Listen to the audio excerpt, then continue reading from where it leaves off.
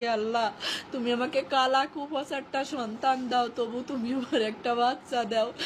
1 ঘন্টা যাবত খুঁজতেছি, একটা পানির 2 লিটার পানির বোতল 600 টাকা দাম চেয়েছে আমার কাছে। আসসালামু আলাইকুম।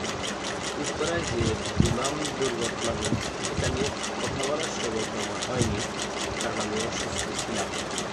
তাই আজকে কিছু কথা বলি না বলে পারছি, কারণ এক মা বলছে আমার বিয়ে হওয়ার পর সন্তান হতো না, আল্লাহর কাছে অনেক চেয়ে একটা বাচ্চা গেছে, আল্লাহর কাছে বলেছি আল্লাহ, তুমি আমাকে কালা কুফাসারটা সন্তান দাও, তবু তুমি আমার একটা বাচ্চা দাও। অনেক আল্লাহর কাছ থেকে চেয়ে না সন্তান আমার যখন বিয়ে হয় আমার ছেলে মেয়ে হতো না। 8-10 বছর ধরে ছেলে মেয়ে হয়নি। অনেক কষ্ট করছি আমি, অনেক কথা শুনছি মানুষ যা খাতি আমাকে বলছে আমি তাই খাইছি, তারপরেও কোনো সময় আমার ছেলে মেয়ে হয়নি। এক সময় আমি নামাজ রোজা কোরআন শরীফ এইগুলো করতে শুরু করি আর আল্লাহর কাছে ডাকি, আল্লাহ তুমি আমাকে কালা কুফাসারটা সন্তান দাও, তবু তুমি আমার একটা বাচ্চা দাও যে আমাকে মা বলে ডাকবে। ডাক্তার কবিরাজ দেখাতি তখন আমার রাইসা মনে আমার পেটে আসে। হ্যাঁ, তখন থেকে আমাদের জীবনটা বদলে যায়। লিফটে ঢুকবে তখনও ঘুরে ফিরে আমার দিকে 2-3 বার তাকাচ্ছিল। আমার ওই তাকানো এখনো চোখে ভাসছে। আরে বাবা, আর কি চোখের বাড়ি ধরে রাখা যাবে। একবার ডাক শোনো, তুমি কি কষ্ট পাইছিলা? তুমি কি আম্মুনি ডাকছিলা তখন? আমার কলিজা মামার কোলে একবার আসবা না? এই অবস্থায় যাদের বাচ্চারা এভাবে স্কুলে বন্ধু ছিল, যাদের যে বাচ্চাদের শরীরে এভাবে আগুন লেগেছে, ওই বাচ্চাদের পানির জন্য বাচ্চাটাকে আমি মাঠে রেখে পানির জন্য 1 ঘন্টা যাবত খুঁজতেছি, একটা পানির 2 লিটার পানির বোতল 600 টাকা দাম চেয়েছে আমার কাছে। 600 একটা 2 লিটার পানি। টাকা দাম চায়।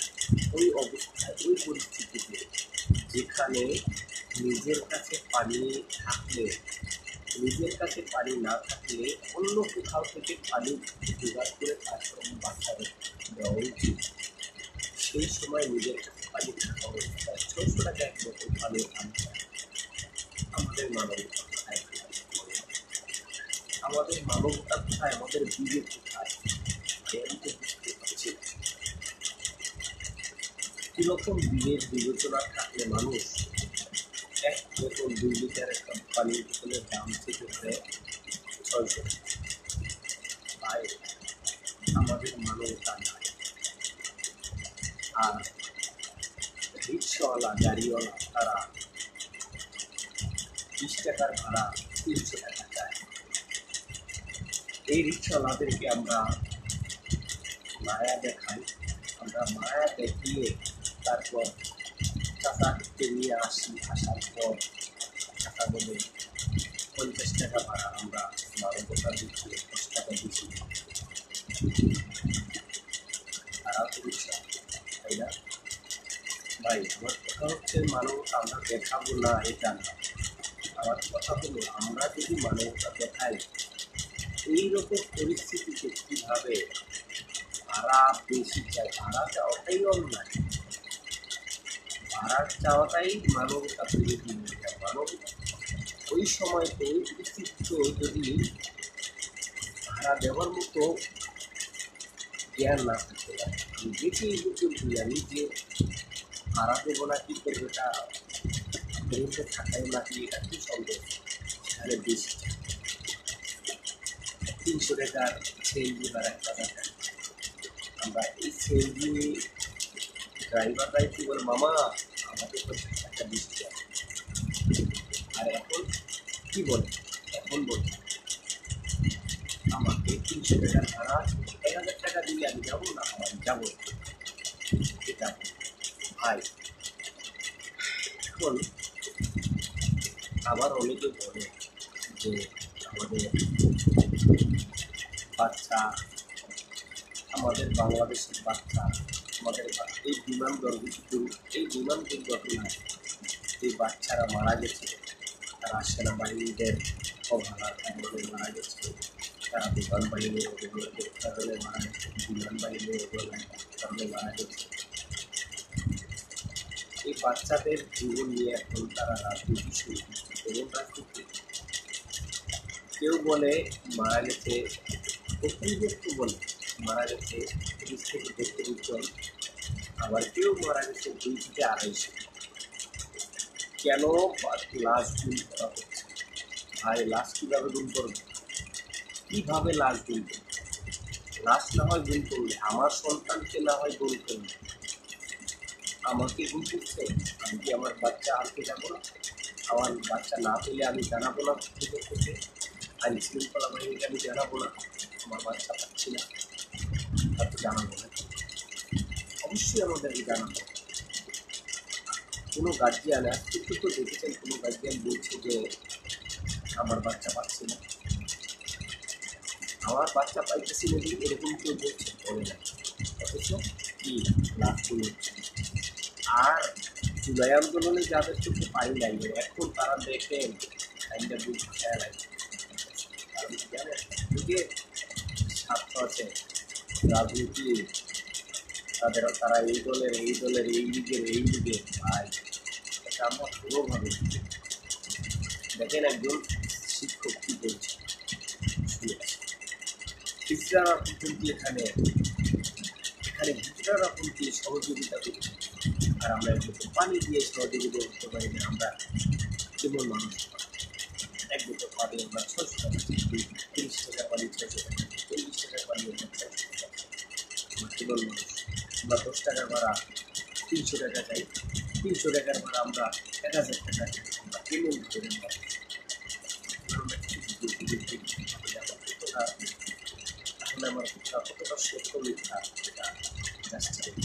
আমরা সবাই চেষ্টা করেছি মানুষ হিসেবে মানুষের পাশে দাঁড়ানোর জন্য। অনেকের বাসা অনেক দূরে আছে, যেমন খাবার আনা নেওয়া অনেক কষ্ট হয়ে যায়, তারা এখানে খেতে পাচ্ছে না, হোটেলে খাবার অনেক দেখা যায় যে খেতে পারে না, তাই যে কারণে বাসা থেকে রান্না করে আমরা আনা হয়েছে।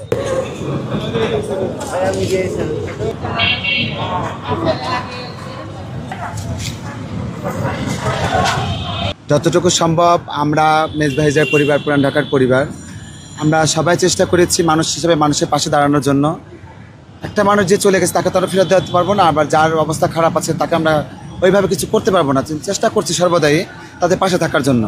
তা আমার মনে হয় বাংলাদেশে এত লোক আছে, তারা সবাই চেষ্টা করে তাহলে ওনাদের একটু হলে শান্তি পাবে যে আমার সন্তান এরকম বিপদে পড়েছিল, দেশের মানুষ আমাদের পাশে এসে দাঁড়িয়েছে। এর জন্য আমাদের এখানে আসা। এটা হচ্ছে যারা ভলেন্টিয়ার হিসেবে কাজ করছে বা যারা এখানে কাজ করছে তাদের জন্যই, যারা পেশেন্টের সাথে আসছে তাদের জন্য, যারা এখানে কাজ করছে তাদের জন্য। আমরা আসছি, কালকে আমরা রক্ত দিতে আসছিলাম, রক্ত দিতে আসার পর তখন এখান থেকে আমাদের বলেছে যে আমাদের তো এখন রক্ত আছে, তারপরও আমাদের অনেকেই রক্ত দিচ্ছে, আবার অনেকের নাম্বার রাখা হয়েছে, তারপর আমাদের বলেছে যে আপনাদের যখন প্রয়োজন পড়বে আমরা অবশ্যই ফোন দিয়ে ডাকবো। তারপর একজন বলছে এখন আমাদের সবচেয়ে বেশি সংকট হচ্ছে খাবার এবং পানি, যেমন আমরা ভলেন্টিয়ার এখান থেকে ভালো ভালো খাবার পাচ্ছি না, হ্যাঁ আমাদের খাইতে খুব সমস্যা হচ্ছে, পানির খুব সমস্যা হচ্ছে, আমরা পানি পাচ্ছি না, তাই যদি এই পানির ব্যবস্থা করেন তাহলে আমাদের খুবই উপকার হয়। আপনাকেই বলছি, ইন্স্যুরেন্স করলে সিটিতে সুরক্ষা পাবেন নিশ্চিত। তাই সে কারণে আমরা এই উদ্যোগ নিচ্ছি, আমাদের সর্দার নিয়ে এই উদ্যোগ নিচ্ছে যে সবার থেকে যে যা পারছে দিছে, সবার থেকে নিয়ে এই খাবারের উদ্যোগ, খাবার আর পানির ব্যবস্থা করা হয়েছে।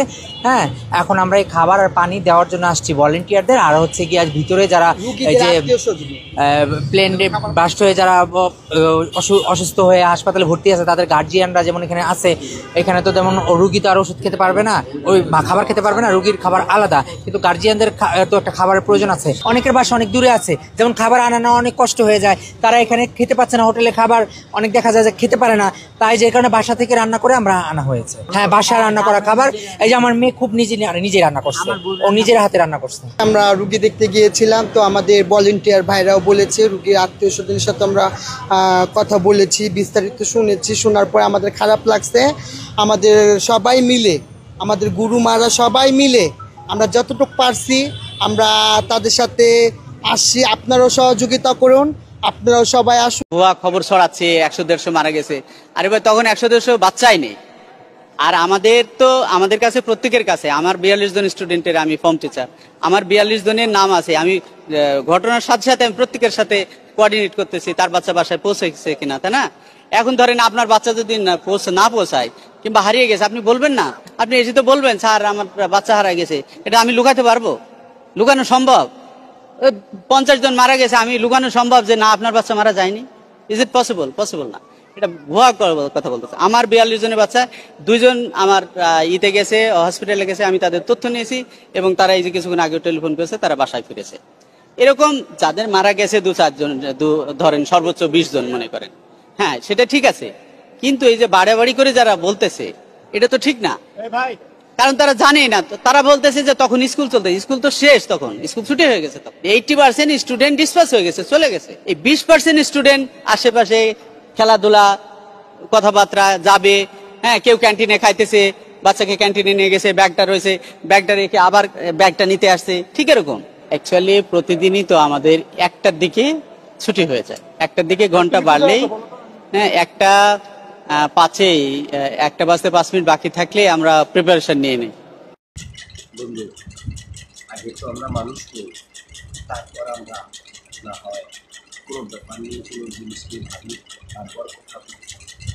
আমরা মানুষ হতে হলে কি করতে হবে?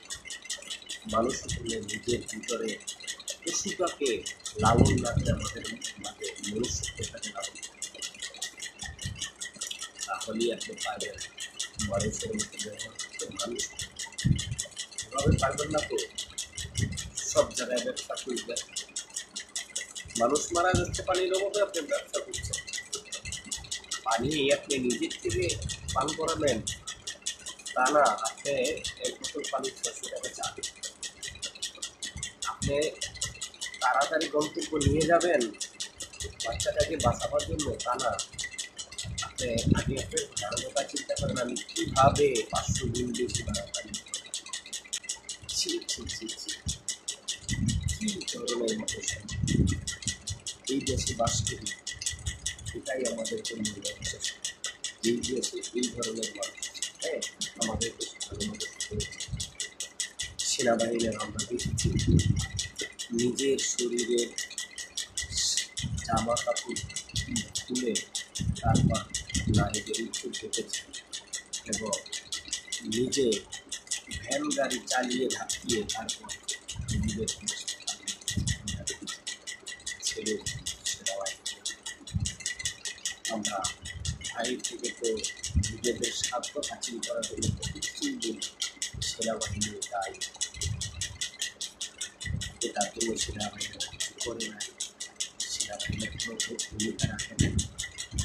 কিছুই বলি আপনি থেকে কষ্ট করি আপনি সবাই না বলে জানি শুনি